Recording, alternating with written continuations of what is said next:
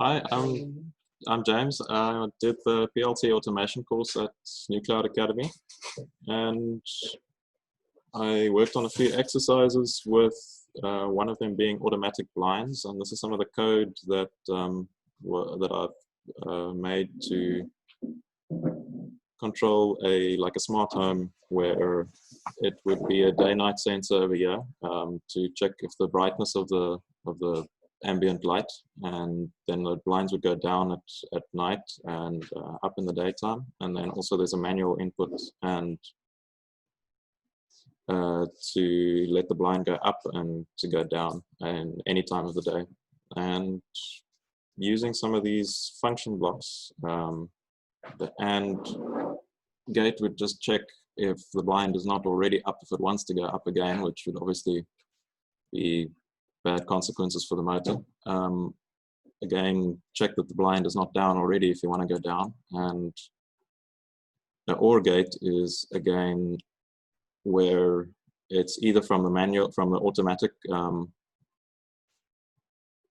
block that says it must go up automatically, or must it come from the user's manual up. So that's why either or of those connections will result in Q1 of high, which is where the motor is connected to.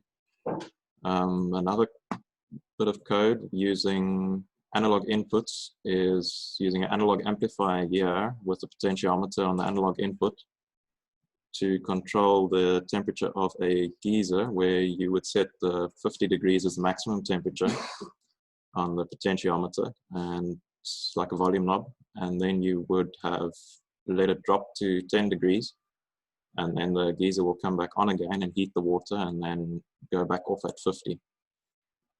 And that is then a display over here is what's going to just be displayed on the PLC LCD screen, and that will display whatever the geyser is doing, if it's is it on or off. And then there's a main switch there. Obviously the display, I added temperature in there too, and the temperature, the input has been set at, so that you can turn the volume knob up and see you've set the temperature at 51 or 52, and that will be displayed on the screen.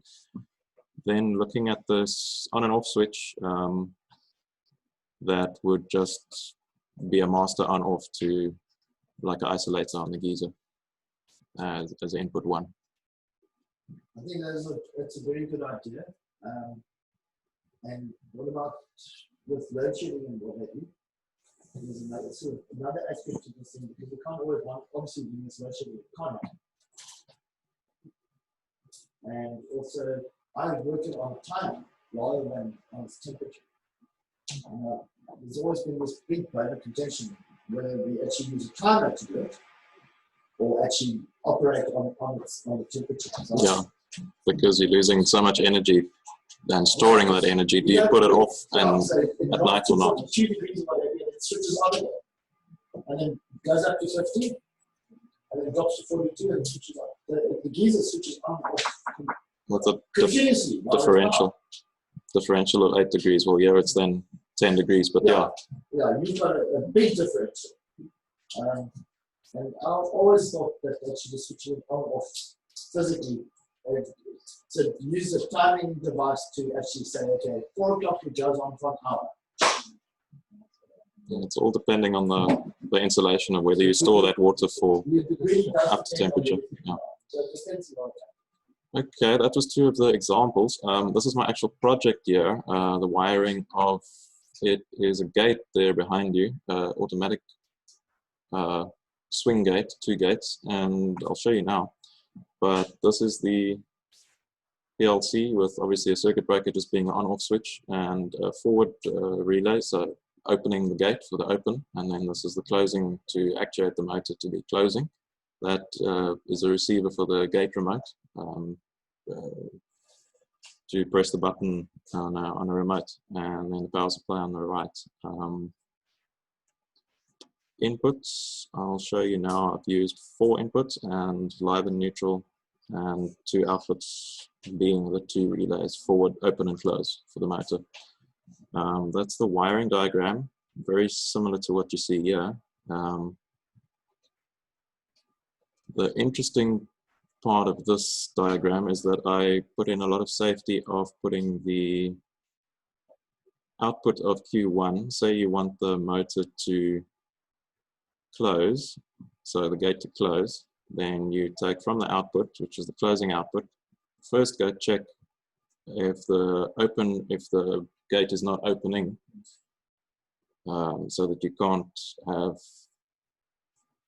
two signals to the motor at the same time being opposite polarities, which is not going to be great.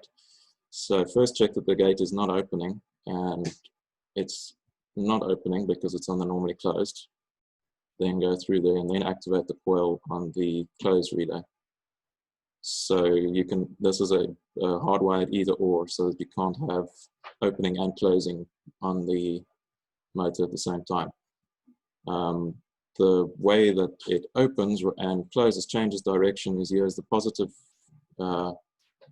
voltage for the motor, ready on the common terminals of both relays, positive and negative, gray and blue.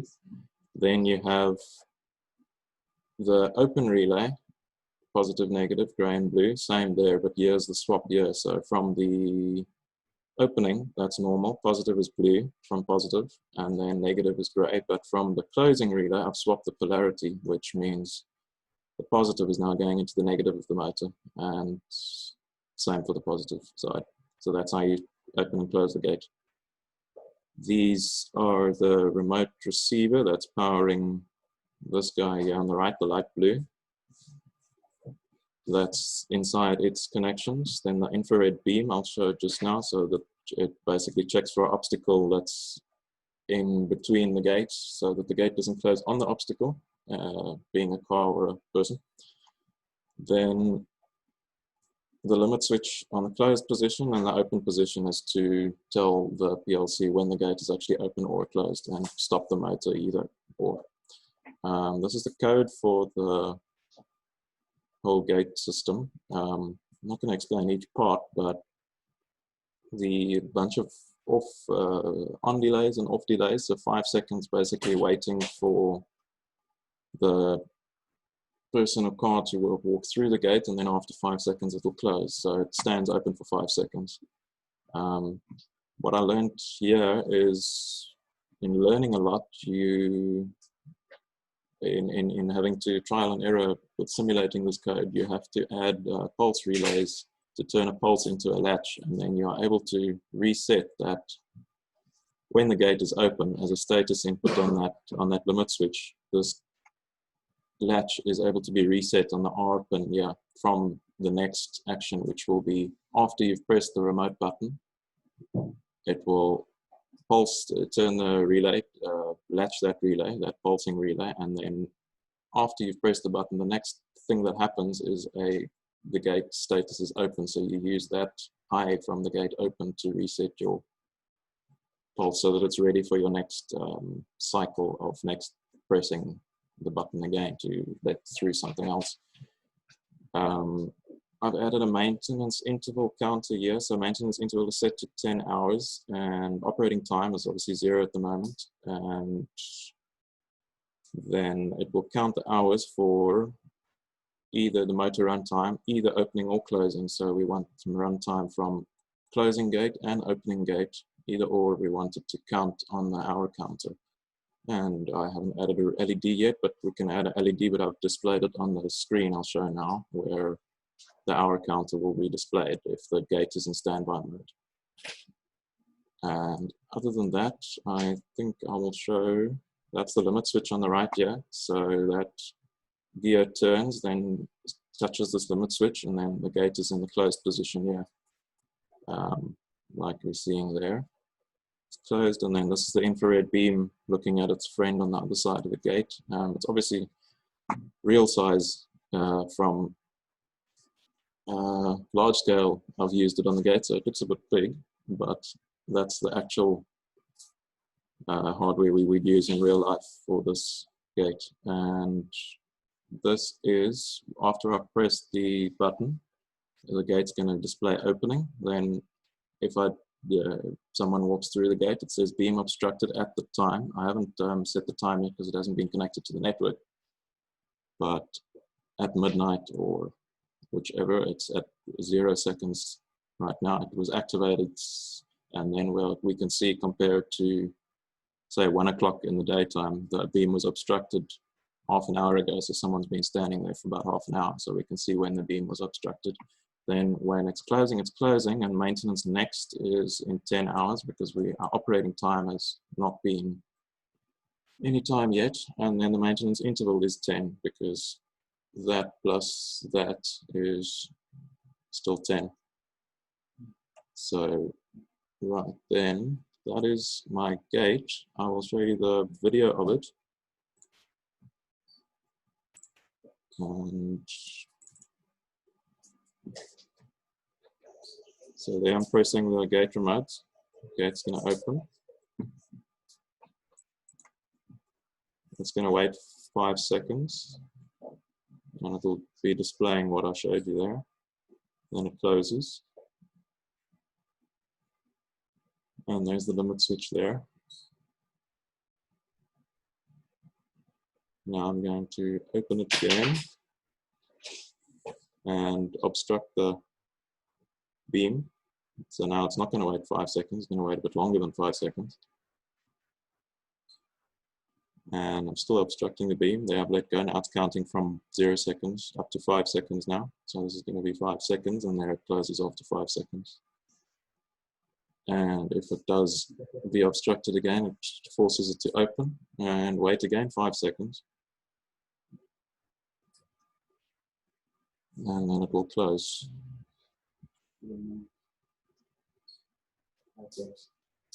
Right.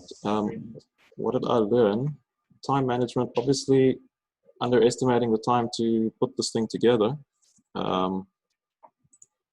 The gate actually took a while, and I must give credit to Richard for all the 3D drawings on SolidWorks and printing all of this. I mean, I have not done the mechanical course yet, and I do intend to. And the parts are all printed by Richard, but I have assembled it and he has designed it all, and I've done the wiring and everything for the gate. Time management, I expand on that by saying there's another bit of stuff I've been doing in between. I'll show you a bit of Python Telegram code. This is for the neighborhood watch cameras, which I have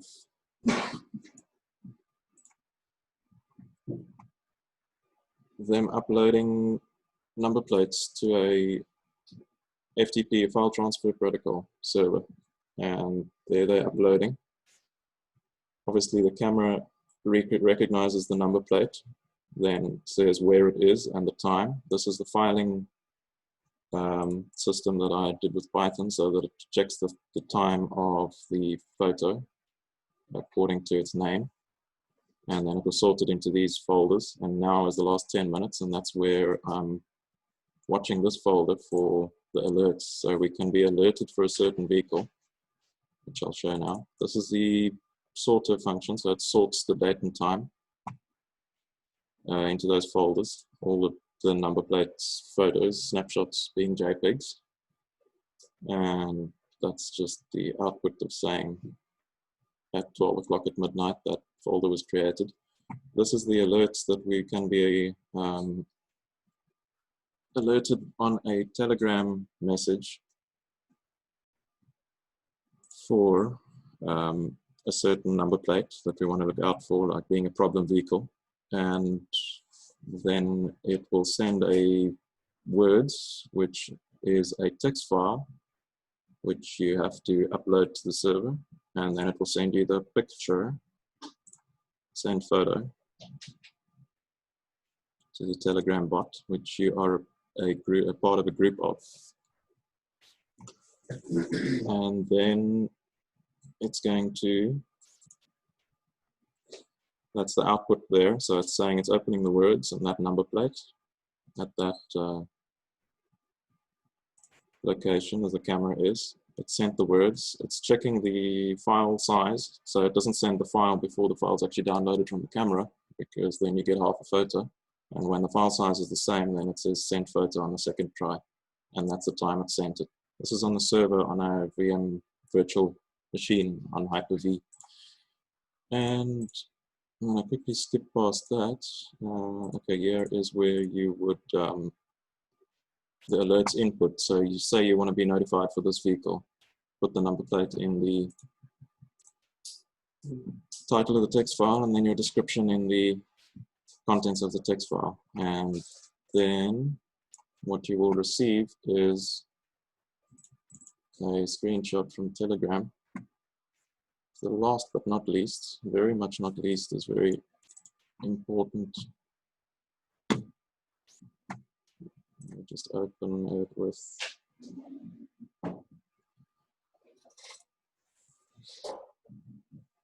Windows Photo Viewer.